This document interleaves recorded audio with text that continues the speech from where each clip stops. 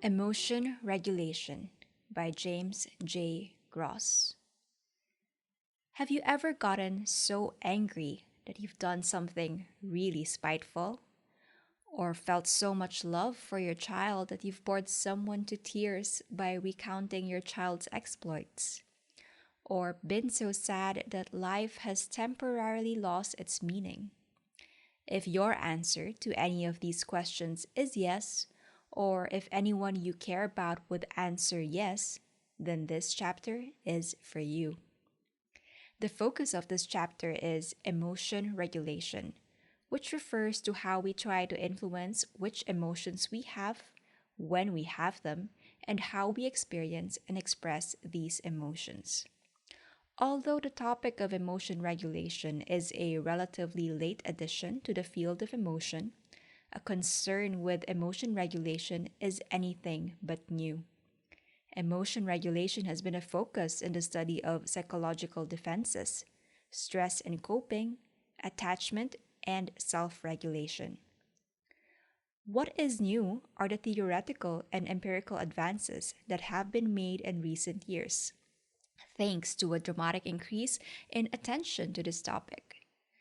Until the early 1990s, there were just a few citations a year containing the phrase emotion regulation. For example, in 1990, PsycInfo listed 4 citations containing the phrase emotion regulation. Since this time, there has been an astonishing increase in citations. In 2005, for instance, the PsycInfo citation count was 671. Although citation counts are an imperfect metric, the 150-fold plus increase in citations over this 15-year period clearly reflects the growing popularity of this topic. Popularity is a wonderful thing.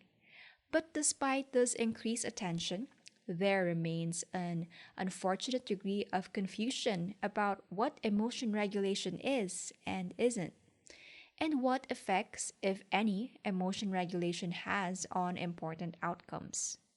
My goal in this chapter is to provide a conceptual map and readable introduction useful to anyone who is interested in emotion regulation.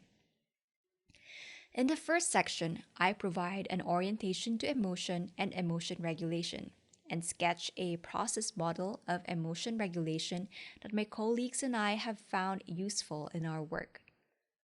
In the second section, I describe the 5 major families of processes that populate our conception of emotion regulation. In the third section, I consider 3 exciting growth points for the field. 1. An emerging understanding of the way particular beliefs encourage or discourage specific forms of emotion regulation. 2. An increasing appreciation of automatic as opposed to effortful forms of emotion regulation.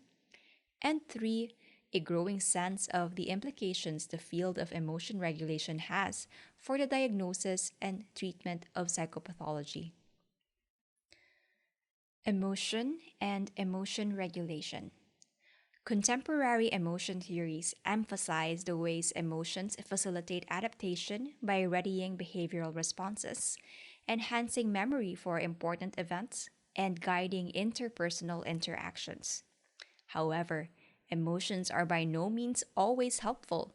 They can hurt us as well as help us.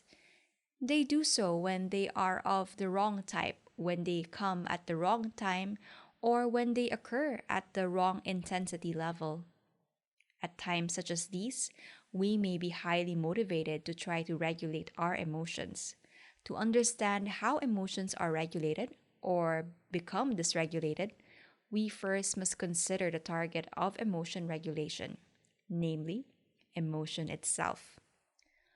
What is emotion? As with many of the terms we use in psychology, emotion was lifted from everyday discourse. For this reason, it has fuzzy boundaries rather than classical edges, and it refers to an astonishing array of happenings, from the mild to the intense, the brief to the extended, the simple to the complex, and the private to the public. Irritation when a shoelace breaks counts. So do amusement at a joke, anger at political oppression, surprise at a friend's new look, grief at the death of a parent, and guilt over a moral lapse. This incredible diversity has led many theorists to despair of ever deriving a tidy classical definition of emotion, one that lists the necessary and sufficient conditions for something to qualify as a real emotion. Instead, they have begun to think of emotion in prototype terms and have identified three key features. One commonly described feature has to do with what gives rise to emotions.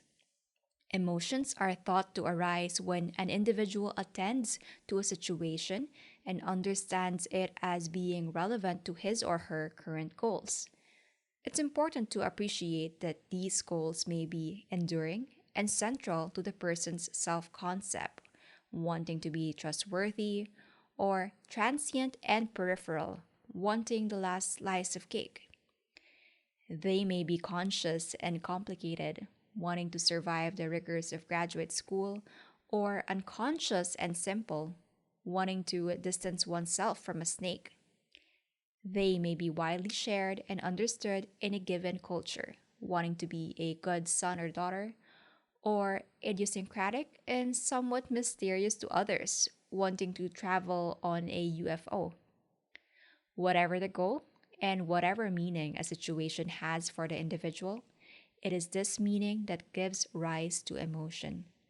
As either the goal or meaning change over time due to a change in the person, the situation, or the meaning the situation holds for an individual, the emotion will also change. A second commonly described feature of emotion has to do with its constituent elements. Emotions are generally conceptualized as multifaceted, embodied phenomena that involve loosely coupled changes in the domains of subjective experience, behavior, and peripheral physiology. The experiential aspect of emotion, or what it feels like when we have an emotion, is so tightly bound up with what we mean by emotion that in everyday speech, the terms emotion and feeling are often used interchangeably. However, surprisingly little is known about the psychological and biological underpinnings of emotion experience, and there are many contexts in which there are dissociations between emotion experience and other aspects of an emotion. In addition to giving rise to subjective feelings, emotions also often make us more likely to do something, e.g., approach others, say something mean, cry, than we otherwise would have been. These impulses to act in certain ways and not to act in others are associated with autonomic and neuroendocrine changes that both anticipate the associated behavioral responses, thereby providing metabolic support for the action, and follow it, often as a consequence of the motor activity associated with the emotional response. As the many chapters of this volume attest, there remains considerable debate about which of these aspects of emotions should be prioritized and how these aspects of emotion co occur during emotion. For our purposes, it is enough to note that emotions often involve changes in each of these response domains. A third commonly described feature of emotion has to do with its malleability. Emotions possess an imperative quality in that they can interrupt what we are doing and force themselves upon our awareness. However, emotions must compete with other responses occasioned by the situations we are in, and therefore do not automatically trump other possible responses to the situation. The malleability of emotion has been emphasized since William James, who viewed emotions as response tendencies that may be modulated in a large number of ways. It is this third aspect of emotion that is most crucial for an analysis of emotion regulation. because it is this feature that gives rise to the possibility for regulation. The modal model of emotion. Because these three core features of emotion are emphasized in many different theories of emotion, I have found it useful to refer to them as constituting a consensual model or modal model of emotion. According to this model, emotion arises in the context of a person situation transaction that compels attention, has a particular meaning to an individual, and gives rise to a coordinated yet malleable multi system response to the ongoing person situation transaction. I believe that it is no accident that this heuristic modal model underlies lay intuitions about emotion and also represents crucial points of convergence among researchers and theoreticians concerned with emotion. In Figure 31.1, I present in schematic form the situation, attention, appraisal, response sequence specified by the modal model of emotion, with the organismal black box interposed between situation and response. This sequence begins with a psychologically relevant situation, which is often external and hence physically specifiable. This situation is attended to in various ways, giving rise to appraisals that constitute the individual's assessment of, among other things, the situation's familiarity, valence, and value relevance. As noted above, the emotional responses generated by appraisals are thought to involve changes in experiential, behavioral, and physiological response systems. It is important to keep in mind that these responses often change the situation that gave rise to the response in the first place. For example, when someone appears embarrassed after committing a faux pas, others see this embarrassment and are then more likely to forgive the social lapse. One way to depict this recursive aspect of emotion is by an arrow that shows the response feeding back to and modifying the situation. The key idea here is that emotions can and often do change the environment, thereby altering the probability of subsequent instances of emotion. What is emotion regulation? With this schematic conception of emotion in view, we are ready to turn to emotion regulation. It will come as no great surprise that, like emotion, the concept of emotion regulation is a slippery one. This is partly because the concept inherits all of the complexities that are inherent in the term emotion. But the construct is confusing in a second way, in that it isn't clear whether it refers to how emotions regulate something else, such as blood pressure, memory, or parent child interactions, regulation by emotions, or to how emotions are themselves regulated, regulation of emotions. Both usages have currency, but the problem with the first usage, regulation by emotions, is that one of the functions of emotion is the coordination of diverse response systems. Thus, emotion regulation in this first sense is redundant with emotion, in that all instances of emotion would constitute emotion regulation. I therefore find the second usage more sensible, regulation of emotions, in which emotion regulation refers to the heterogeneous set of processes by which emotions are themselves regulated. Another point of confusion is whether emotion regulation refers to intrinsic processes. Amy regulates her own emotions, regulation in self, to extrinsic processes. Amy regulates baby Bob's emotions, regulation in other, or to both. In general, researchers in the adult literature typically focus on intrinsic processes, whereas researchers in the developmental literature focus more on extrinsic processes. In my view, it makes sense to include both forms of regulation. and to use the qualifiers intrinsic and extrinsic whenever clarification is needed, such as when Amy helps Bob to regulate his anger, extrinsic emotion regulation, in order to be able to calm down herself, intrinsic emotion regulation.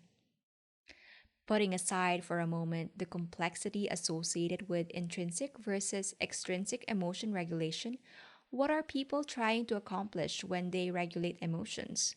When we think of emotion regulation, many of the instances that leap to mind, at least in a Western cultural context, involve turning down, decreasing the experiential and or behavioral aspects of negative emotions such as anger, fear, and sadness. This is not to say that positive emotions aren't regulated. They certainly are, as when we try to look less happy than we are about winning a hard fought tennis game, or when we try to decrease feelings of attraction that, for whatever reason, we find objectionable. It's also important to note that emotion regulation needn't involve down regulation.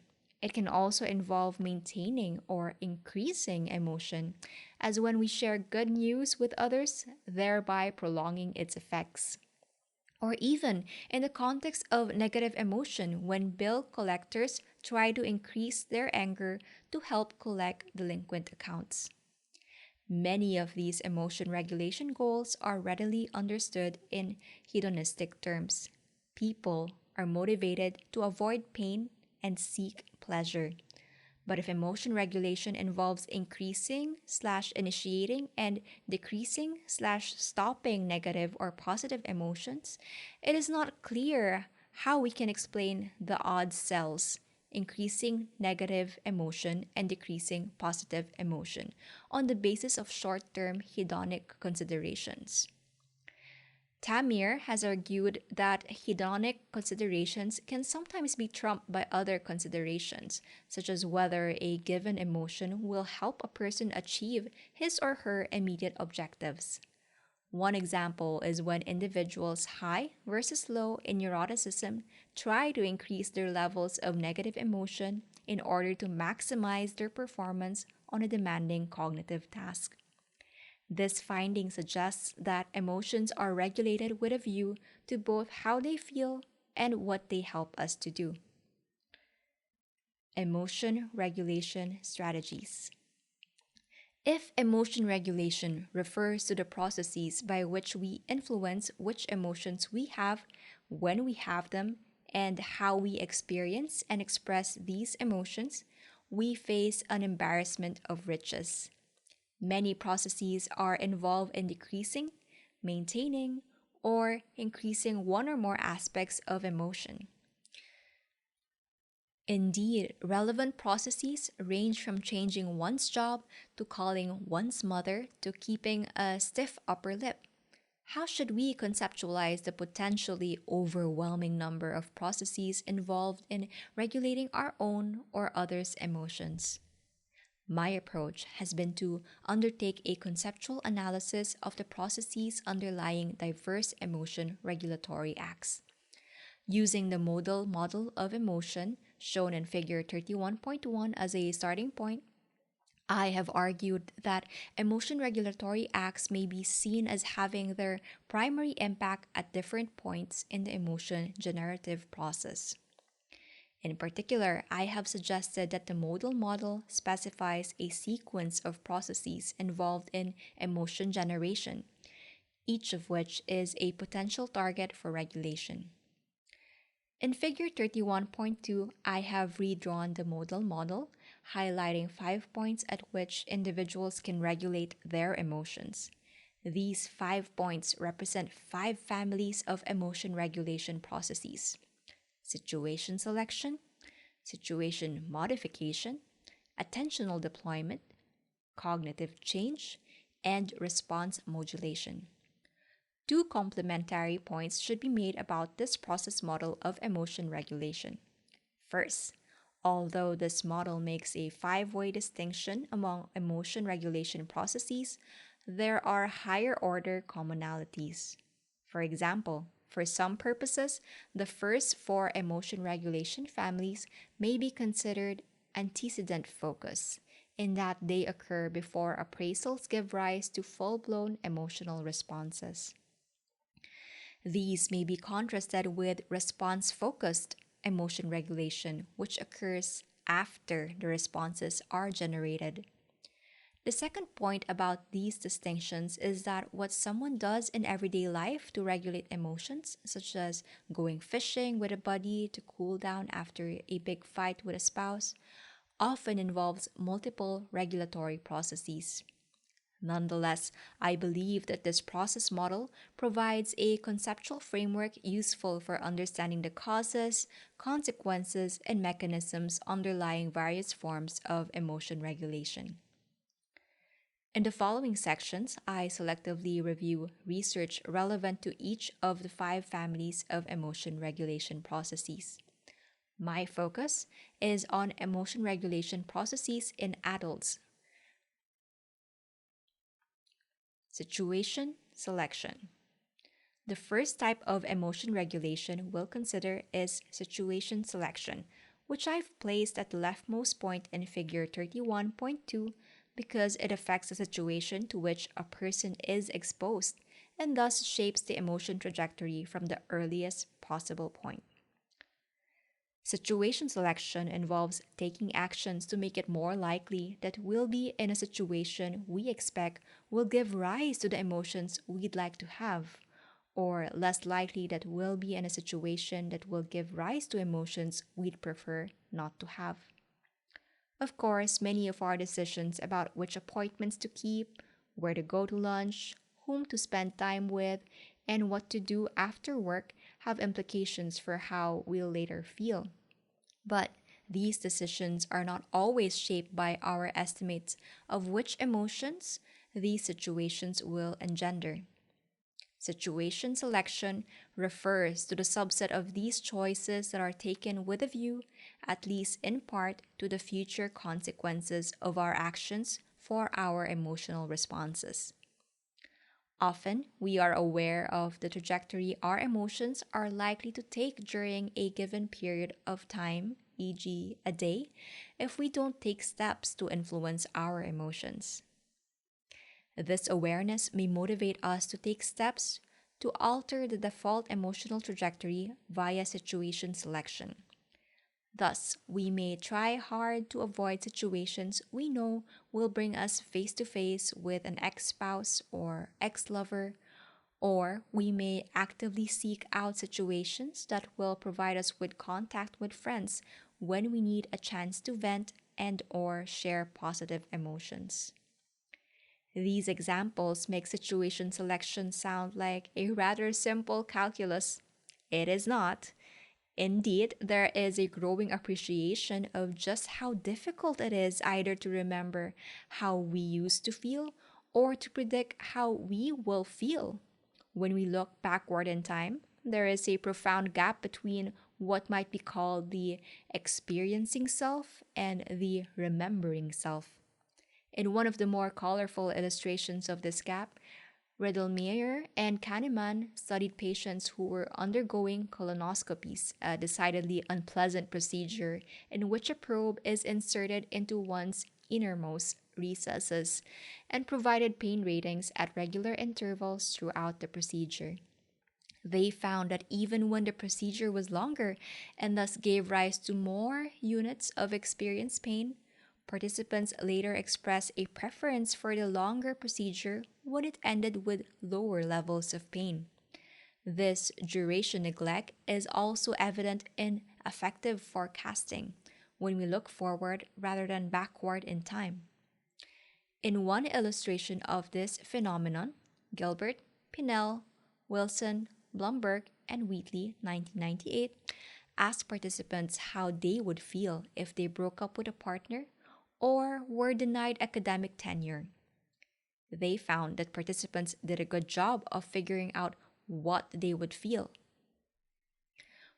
Where participants miscalculated was in figuring out how long they would feel that way. In particular, participants dramatically overestimated how long their negative responses would last. These backward and forward looking biases hint at the complexity and the fallibility of the judgments involved in using situation selection. Even if we had perfect information regarding past and future emotional responses to situations, there would remain the thorny issue of how to appropriately weigh short term benefits of emotion regulation versus longer term costs. For example, take Harold, a mild mannered person who hates angry confrontations. If he is interested in maximizing short term psychological comfort, it seems obvious that he should avoid situations in which angry confrontations will occur. But is this the best long term strategy? What if his avoidance of conflict is giving implicit permission to others to bully him and to behave in generally unreasonable and toxic ways to him? For his long term rather than short term happiness, it might be better to seek out an opportunity for a confrontation, even an angry one, if this meant that his work situation were changed in ways that made it a better place for him. Because of the complexity of these trade offs, situation selection often requires the perspective of others, whether parents, friends, or therapists. Situation modification. Potentially upsetting situations, such as making a social gaffe or seeing the family television go dead just before a favorite show is to start, do not inevitably lead to negative emotional responses. After all, one can always make a joke of one's social lapse or play a family game instead of watching television. Such efforts to modify the situation directly so as to alter its emotional impact constitute a second form of emotion regulation, shown next in line in Figure 31.2. In the stress and coping tradition, this type of emotion regulation is referred to as problem focused coping or primary control. What forms may situation modification take? When a romantic interest comes over for dinner, it may take the form of mood lighting, music, and the strategic excitation of unflattering memorabilia. Situation modification may also take the form, with children, of laying out games in a way that will ensure a smooth playdate, helping with scaffolding that will allow them to solve a difficult problem, partially absenting oneself when their friends come over, or reinforcing one's limits via clear emotion expressions. The last case is particularly interesting theoretically because it's a case in which emotion expressions themselves can be a potent extrinsic form of emotion regulation. This is because emotional expressions have important social consequences. If one's partner suddenly looks sad, this can shift the trajectory of an angry interaction as one pauses to express concern, apologize, or offer support. Given the vagueness of the term situation, it is sometimes difficult to draw a bright line between situation selection and situation modification. This is because efforts to modify a situation may effectively call a new situation into being. Also, although I have previously emphasized that situations can be external or internal, situation modification, as I mean it here, has to do with modifying external physical environments. I consider efforts at modifying internal environments, i.e., cognitions, in the section on cognitive change below. Attentional deployment. The first two forms of emotion regulation, situation selection and situation modification, both help to shape the situation to which an individual will be exposed. However, it is also possible to regulate emotions without actually changing the environment. Situations have many aspects, and attentional deployment refers to influencing emotional responding by redirecting attention within a given situation. Attentional deployment is thus an internal version of situation selection in that attention is used to select which of many possible internal situations are active for an individual at any point in time. In Figure 31.2, attentional deployment comes after situation modification in the emotion trajectory. In one form or another, attentional deployment is used from infancy through adulthood, particularly when it is not possible to change or modify one's situation. It is used, for example, by children who are waiting for delayed rewards, and spontaneous use of attentional deployment powerfully affects success during delay of gratification. Attentional deployment may also include physical withdrawal of attention, covering the eyes or ears, internal redirection of attention, e.g., through distraction, and responding to external redirection of attention, e.g., a parent's redirection of a hungry child by telling the child an interesting story. Two of the best researched forms of attentional deployment are distraction and rumination. Distraction involves a shift in attention either away from emotional aspects of the situation or away from the situation altogether, such as when an infant shifts its gaze during an overly intense emotional interaction. Distraction may also involve a change in internal focus, such as when an individual invokes thoughts or memories that are inconsistent with the undesirable emotional state. Distraction has often been studied in the context of pain, where it leads to increased activation of brain regions associated with cognitive control, such as lateral prefrontal cortical regions, and diminished activation of brain regions associated with pain generation, such as the insula. Rumination refers to a perseverative focus on thoughts and feelings associated with an emotion eliciting event. Rumination on sad or angry events increases the duration and intensity of negative emotion and is associated with greater levels of depressive symptoms. Unlike distraction, rumination involves a sustained focus on emotion eliciting stimuli. Another point of difference is that while distraction can take the form of attention directed outwards to competing stimuli or inwards to thoughts, rumination typically involves an inflexibility in inner directed attention. Cognitive change. Even after a potentially emotion eliciting situation has arisen and has been attended to, emotion does not necessarily follow. This is because an emotion further requires that the individual imbue the situation with a certain kind of meaning. As noted above, emotion theorists have delineated the different appraisals that are thought to lead to different emotions. Cognitive change, shown forth in line in Figure 31.2, refers to changing one or more of these appraisals in a way that alters the situation's emotional significance by changing how one thinks either about the situation itself or about one's capacity to manage the demands it poses. One form of cognitive change that has received particular attention is reappraisal. Reappraisal involves changing a situation's meaning in such a way that there is a change in the person's emotional response to that situation. For example, take a situation in which an acquaintance breezes by us in the hall and seems to ignore our smile and wave of greeting. For many, a natural response in such a situation is to feel hurt or angry at this perceived snub. In this case, cognitive change may take the form of thinking about the acquaintance as distracted or perhaps preoccupied with his or her own problems.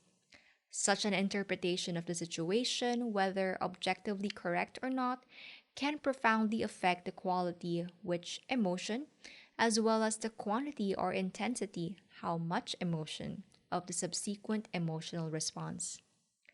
To date, Studies of reappraisal have focused on quantitative changes in emotion, particularly decreases in negative emotion. These studies have provided evidence that reappraisal leads to decreased negative emotion experience and expressive behavior. Reappraisal has also been shown to lead to decreased startle responses, decreased neuroendocrine responses, and decreased autonomic responses.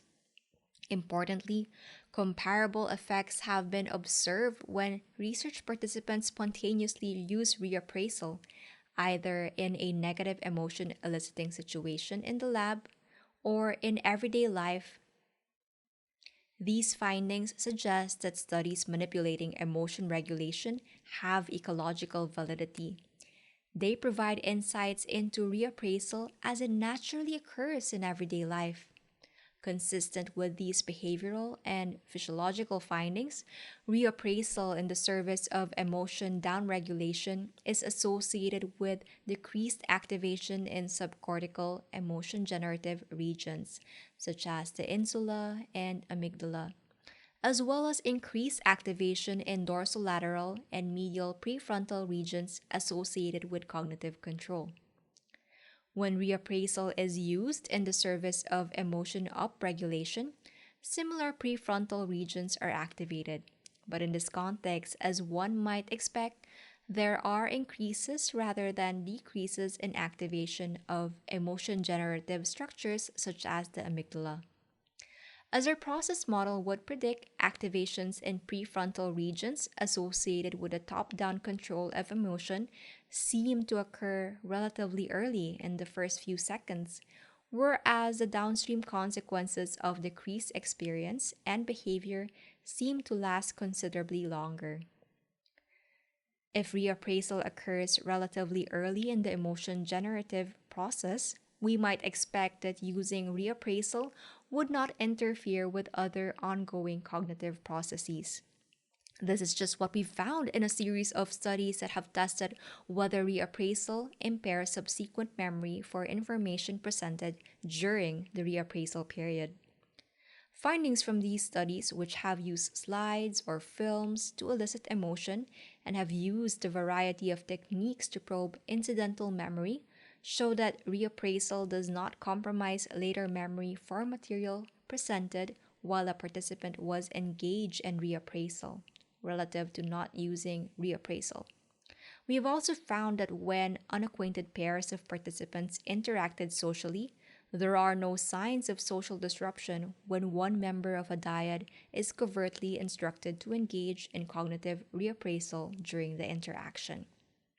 Taken together, these findings suggest that reappraisal intervenes early in the emotion generative process and alters the experiential, behavioral, and physiological components of the emotional response without incurring any appreciable costs. Response modulation. Response modulation, the last of the emotion regulation families, is shown on the right side of figure 31.2. As displacement indicates, it occurs late in the emotion generative process, after response tendencies have been initiated. Response modulation refers to influencing physiological, experiential, or behavioral responses relatively directly. For example, exercise and relaxation may be used to decrease physiological and experiential aspects of negative emotions. One of the best research forms of response modulation is expressive suppression, which refers to attempts to decrease ongoing emotion expressive behavior. Examples of suppression abound, including our efforts to hide the anger we feel toward a boss, the anxiety we feel during an interview, or the amusement we feel at a coworker's decidedly politically incorrect joke. One reason suppression has attracted interest is that there are two opposing ideas about what happens when emotions are suppressed. One idea is that behavioral expressions of emotion constitute a channel for discharging emotion. According to this hydraulic model, if emotions are denied expression, they will leak out elsewhere, for example, as increased physiological responses. A second idea, however, leads to opposite conclusions about the effects of suppression. According to this facial feedback model, behavioral expressions of emotion, such as facial expressions, actually serve to amplify the emotional response. Thus, if they are inhibited, the emotion itself will be muted. Empirical studies of expressive suppression have yielded findings that conform neatly to neither of these two models. On the one hand, participants who have been instructed to suppress their emotions during emotion eliciting slides, films, or conversations have shown increases in sympathetic activation of the cardiovascular system, as indexed, for example, by measures that reflect blood pressure. On the other hand, when asked to suppress their emotions, participants report feeling either comparable or decreased levels of emotion, with decreases occurring more commonly for positive emotion. Neurally, only one study to date has been conducted on expressive suppression. In this study, participants were asked to suppress their ongoing emotion expressive behavior in the scanner during 15-second film segments that elicited intense levels of disgust. Findings indicated that suppression led to robust increases in the activation of dorsal and medial prefrontal regions associated with cognitive control, as well as to increased activation in emotion generative regions such as the amygdala. Importantly, as the process model of emotion regulation would predict, these activations were evident late in the induction period, suggesting that suppression was associated with ongoing cognitive activity as the participants effortfully tried to manage each emotional impulse as it arose throughout the course of each film. If this conception of expressive suppression is correct, we might expect that, unlike reappraisal, suppression should have clear cognitive and social costs. In a series of studies, this is precisely what we have found. In studies of memory, we have repeatedly found that suppression, compared to no emotion regulation, leads to worse memory for material presented during the suppression period. Indeed, the degree of memory impairment associated with suppression was as large as when we instructed participants to distract themselves as much as possible during the presentation of information. In studies of social interactions in the laboratory, we have similarly found that suppression is associated with significant social costs. Partners of suppressors report less comfort and ease with their interaction partners. As with the reappraisal findings, we would note that the costs that have been associated with instructed suppression in the laboratory also seem to be evident when suppression is used spontaneously in the laboratory. During an important life transition, the transition to college, and in everyday life. Emerging directions in the study of emotion regulation. Now that we have reviewed the emotion regulation processes shown in Figure 31.2, we can step back and take stock of where this field is now and where it is going.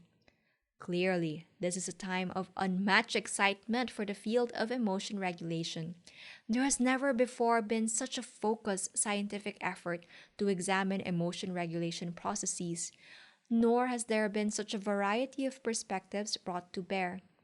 Because emotion regulation lies at the intersection of the major sub-areas of psychology, it benefits from and contributes to developments in biological, cognitive, developmental, personality, social, and clinical areas. In the following sections, I consider three promising new directions for research in emotion regulation, each of which seems likely to broaden and extend the way we think about emotion regulation. The first concerns the cognitive antecedents of emotion regulation. The second concerns the boundaries of emotion regulation. The third concerns the implications emotion regulation research may have for understanding psychopathology. Although by no means exhaustive, these three selections exemplify the promise of emotion regulation research. Beliefs and emotion regulation. One intriguing puzzle is why people use one emotion regulation strategy rather than another. If some strategies are associated with generally beneficial consequences, such as reappraisal, while others are associated with generally harmful consequences, such as suppression, why doesn't everyone use reappraisal and not suppression? One possibility, of course, is that people differ in their emotion regulation goals. Thus, some people may want to increase high arousal positive emotions, whereas others may want to decrease these emotions. This possibility is consistent with growing evidence of cultural differences in emotion regulation goals. For example, in individualistic cultural contexts, people generally seek out high arousal, positive emotional states. In collectivistic cultural contexts, people generally seek out low arousal, positive emotional states. But what about when emotion regulation goals are shared, e.g., when people wish to decrease their sadness? How can we explain why people differ even when they are pursuing the same emotional regulation goal?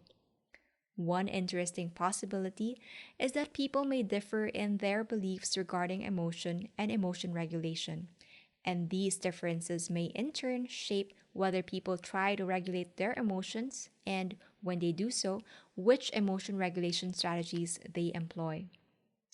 This idea derives from the lay theory's perspective, a perspective that draws inspiration from the social cognitive approach to personality. The lay theory's perspective holds that people differ in their assumptions they make about themselves and the social world. These constitute their lay theories, and it seeks to determine whether and how such lay theories influence important life outcomes.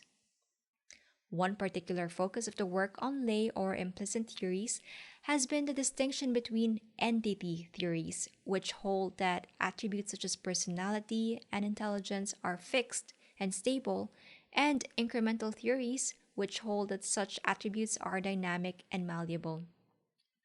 Individuals who hold incremental beliefs make flexible contextual interpretations of events.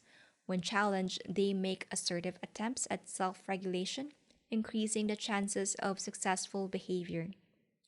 In contrast, individuals who hold entity beliefs view attributes as fixed and impossible to control.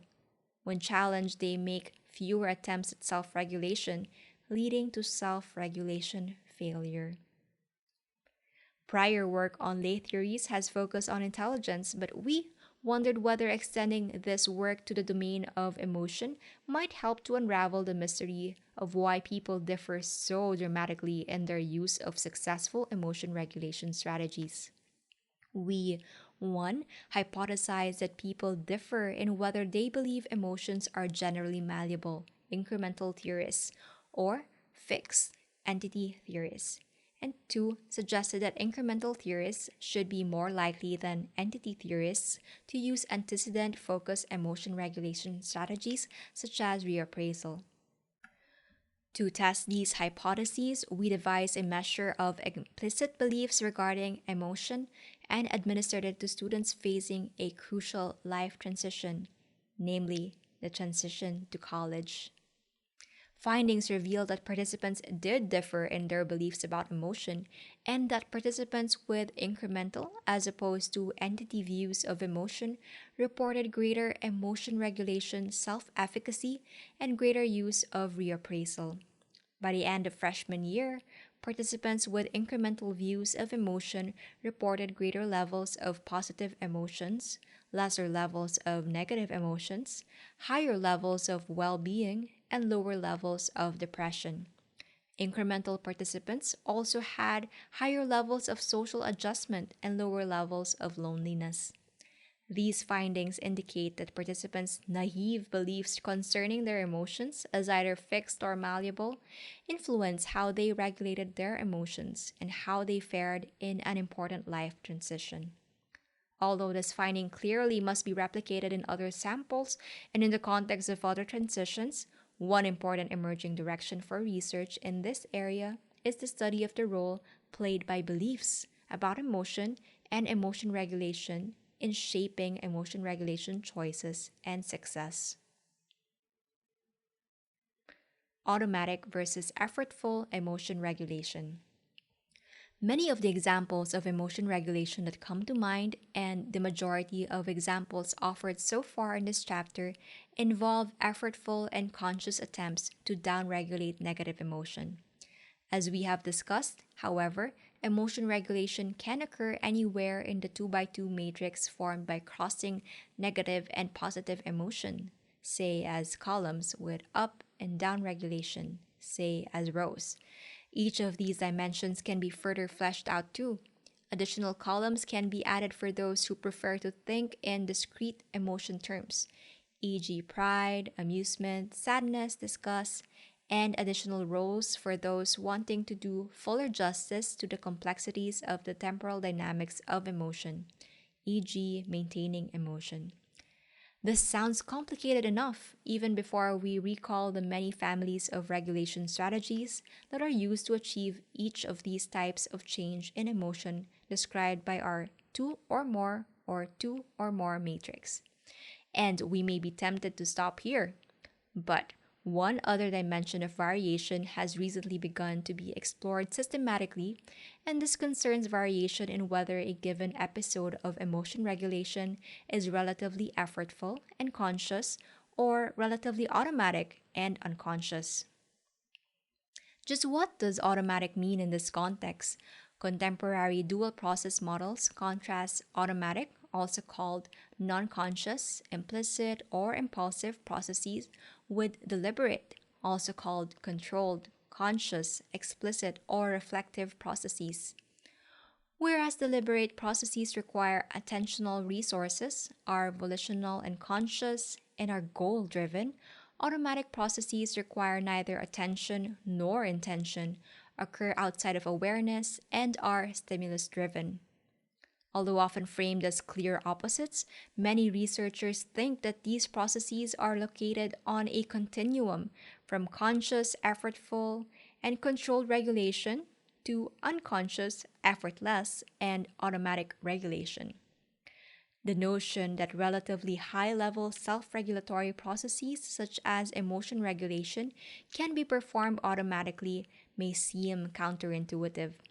However, research on automatic goal pursuit has challenged the notion that higher level processes can only take place in a deliberate fashion, and it appears that a full sequence of goal pursuit, from goal setting to the completion of the goal, can proceed outside of conscious awareness.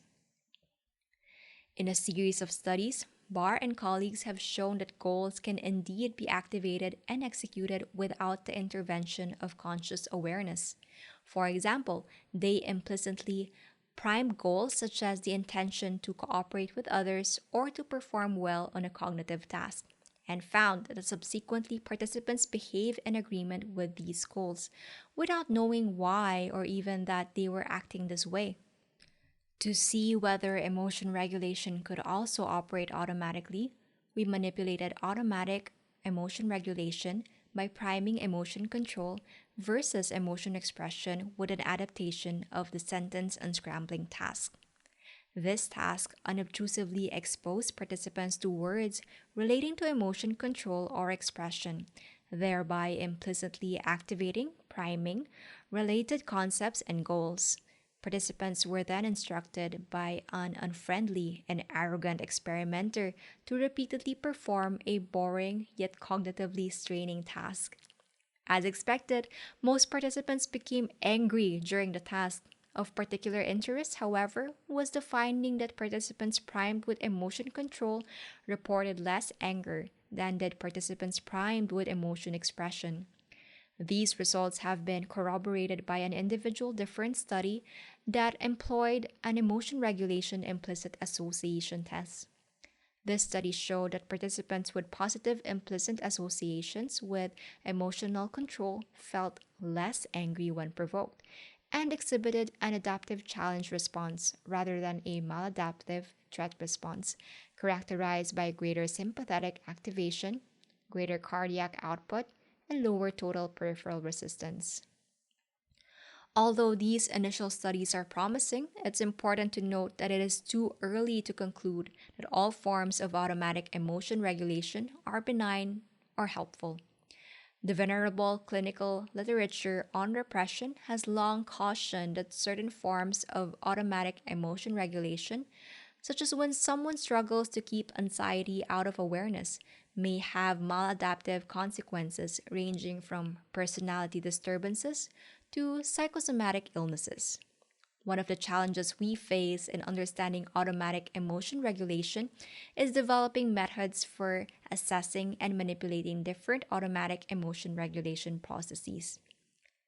Difficult as this challenge is, work in this area is badly needed to clarify the types and timing of automatic emotion regulation processes that are helpful versus unhelpful.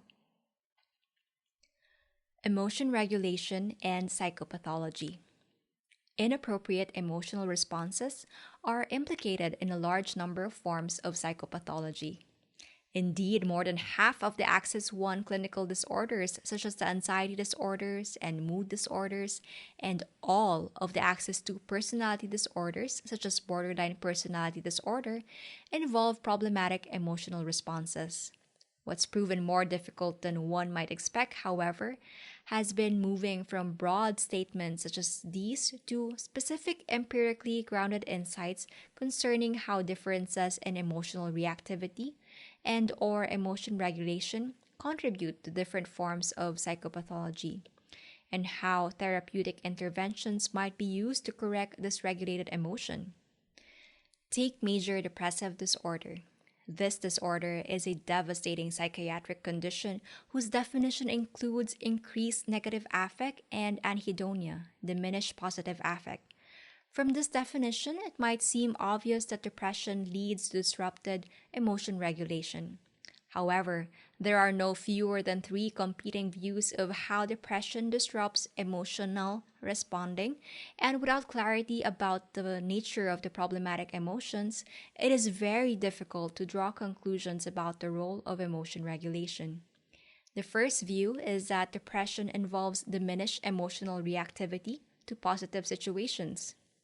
In support of this positive attenuation view, convincing evidence from a variety of induction contexts suggests that individuals who are depressed respond with less positive emotion than individuals who are not depressed. The second view is that depression involves increased negative emotional reactivity. Like the positive attenuation hypothesis, the negative potentiation view seems to follow directly from the very definition of depression, as well as from major theories of depression. However, the preponderance of empirical evidence actually suggests that individuals who are depressed show lesser rather than greater emotional reactivity. These findings suggest a third view, namely the emotion context insensitivity view. This view derives from evolutionary accounts of depression as characterized by disengagement and sees emotional responses, whether negative or positive, as involving energetic engagement with the environment. In this view, depression leads to pervasive disengagement and hence to diminished levels of both positive and negative emotional reactivity. Consistent with this third view, Rothenberg and colleagues have presented studies showing that relative to either formerly depressed or never depressed participants, depressed individuals showed less reactivity to happy and sad stimuli. Are the challenges associated with specifying precise emotion and emotion regulation deficits unique to depression? It appears that they are not. Take social anxiety disorder, social phobia, another common and debilitating psychiatric condition, which by definition includes high levels of anxiety and social context. Given this definition, it seems obvious that social anxiety involves heightened levels of experiential, behavioral, and physiological responses in social contexts. To test this hypothesis, individuals who were either high or low in social anxiety were asked to give a speech on a difficult topic. Participants rated how anxious they felt at several points during the session. They also rated their physiological responses, e.g., how much their hearts were racing, and objective physiological measures were taken throughout the study. As might be expected, compared to low trait anxiety participants, high trait anxiety participants said they were feeling more anxious and that their bodies were responding much more violently. Intriguingly, however, there were no differences in the observed physiological responses between the high and low anxiety participants. Participants in both groups showed expected increases in various indicators of sympathetic nervous system responding, but there was no difference between the groups, either in the magnitude of their responses to the initial speech or in their responses to a second speech. Although it is possible that these findings are specific to non-clinical samples, the available evidence does not suggest this is so. Like the findings from major depressive disorder, these findings from social anxiety hint at the complexities that lie ahead as we try to discern the ways in which emotion and emotion regulation are disrupted in various forms of psychopathology. Summary. Emotions have been said to represent the wisdom of the ages, and functionalist approaches to emotions have rightly emphasized the many adaptive benefits of emotion. But even the wisest guides have their limits, and since the early 1990s, there has been a dramatic increase in research attention to how emotions can be regulated so as to help people benefit from what is useful about them, but avoid what is not useful.